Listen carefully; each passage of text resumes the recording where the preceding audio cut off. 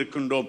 இதுவரைக்கும் என்று சொன்னால், அதாவது அகில இலங்கை ஜமியத்துல் உலமாவுடைய 1974ஆம் ஆண்டிலிருந்து 2004ஆம் ஆண்டு வரைக்கும் 30 வருட காலமாக நான் அதிலே அந்த மத்திய சபையிலே அங்கத்துவமாக இருந்தேன். எக்ஸிக்யூட்டிவ் கமிட்டியிலே நான் அங்கத்தவராக தொடர்ச்சியாக இருந்திருக்கின்றேன். அப்படியான காலகட்டத்தில் தான் ஒரு 7 பள்ளிவாசல்கள் இருந்து கூட்டுதுவா சம்பந்தமான ஃபத்வா கேட்டு கடிதம் வருகின்றது. இது எப்பொழுது என்றால், தற்போது தலைவராக இருக்கின்ற அதாவது ரிஸ்வி முஃப்தி அவர்கள் பதவிக்கு வந்து 2 மாதங்களுக்கு பின்னால் நடைபெறுகின்ற சம்பவம். அந்த நேரத்திலே அந்த பள்ளிவாசல்களிலே கூட்டுதுவா ஓதுவது கூடுமா கூடாதா என்ற கேள்வி கேட்டு அங்கு ஃபத்வா அனுப்பியிருக்கின்றார்கள். அந்த நேரத்திலே அந்த சபையிலே ஃபத்வா குழுவிலே 25 பேர் இருந்தோம். அந்த 25 பேருக்கு முன்னால் இது வாசிக்கப்பட்ட நேரத்திலே கூட்டுதுவா ஓத வேண்டும் என்று சொல்லக்கூடியவர்கள் ஆளுக்கால் ஒவ்வொரு விதமான கருத்துக்களை எல்லாம் சொல்ல ஆரம்பித்தார்கள். நான் அமைதியாக இருந்தேன். இருந்துவிட்டு கடைசியாக நான் கேட்டேன், நீங்கள் எல்லோரும் சொல்லிவிட்டீர்களா? சரி, இப்பொழுது நான் உங்களிடத்திலே கேட்க விரும்புவது என்ன தெரியுமா? இந்த தொழுகை என்ற அமல் இருக்கின்றதே, நபி ஸல்லல்லாஹு அலைஹி வஸல்லம் அவருடைய வாழ்க்கையின் வாழ்நாளிலே ஹஜ்ஜு போன்ற ஒரு இபாதத் அல்ல இது. ஹஜ்ஜி என்பது வாழ்நாளில் ஒரு முறை தான் செய்தார்கள்.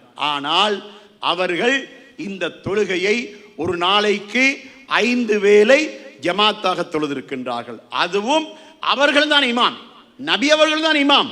அவர்கள் இமாமாக நின்று அவர்கள் இதை ஜமாத்தாகத்தான் தொழுதிருக்கின்றார்கள்.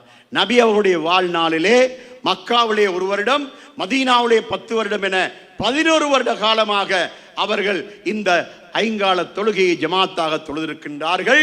சுமார் 20,000க்கும் மேற்பட்ட தொழுகைகள் தொழுதிருக்கின்றார்கள். அவ்வளவு தொழுகைகளிலும் ஒரு நாளிலாவது ஒரு வக்திலாவது அவர்கள் சத்தமாக துஆவோத சஹாபாக்கள் ஆமீன் சொன்னதாக ஒரு ஹதீஸை வையுங்கள். கூடுதலாக வேண்டாம், ஒரே ஒரு ஹதீஸ் வைத்தா போதும். நீங்க வைங்க. அப்படி வைத்தால் நாம் இந்த பிரச்சனையை சுலபமாக தீர்த்து விடலாம் என்று சவால் விட்ட உடனே அந்த சபை கொஞ்ச நேரம் அமைதி நிலவியது.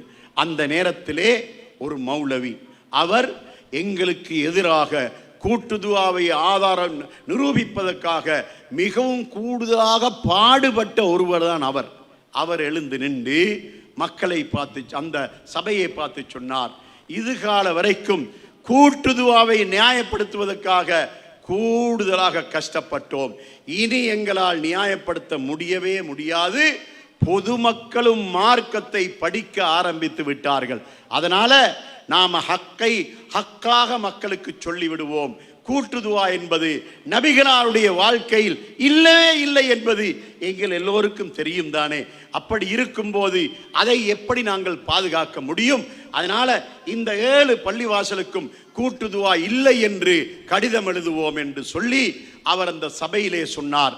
அந்த சபையிலே அது ஏகமனதாக ஏற்றுக்கொள்ளப்பட்டு அந்த 7 பள்ளிவாசல்களுக்கும் கடிதம் எழுதப்பட்டது.